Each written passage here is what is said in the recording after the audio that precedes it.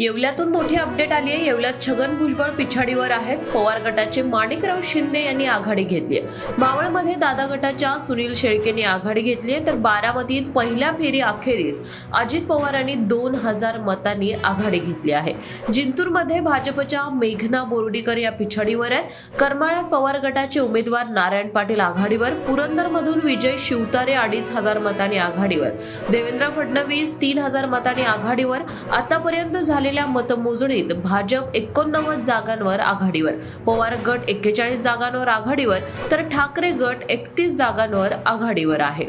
येवल्यातून मोठी अपडेट आली आहे। येवल्यात छगन भुजबळ पिछाडीवर आहेत। पवार गटाचे माणिकराव शिंदे यांनी आघाडी घेतली आहे। मावळमध्ये दादा गटाच्या सुनील शेळकेंनी आघाडी घेतली आहे, तर बारामतीत पहिल्या फेरी अखेरीस अजित पवारांनी 2000 मतांनी आघाडी घेतली आहे। जिंतूरमध्ये भाजपच्या मेघना बोर्डीकर या पिछाडीवर आहेत। करमाळ्यात पवार गटाचे उमेदवार नारायण पाटील आघाडीवर, पुरंदरमधून विजय शिवतारे 2500 मतांनी आघाडीवर, देवेंद्र फडणवीस 3000 मतांनी आघाडीवर। आतापर्यंत झालेल्या मतमोजणीत भाजप 89 जागांवर आघाडीवर, पवार गट 41 जागांवर आघाडीवर, तर ठाकरे गट 31 जागांवर आघाडीवर आहे।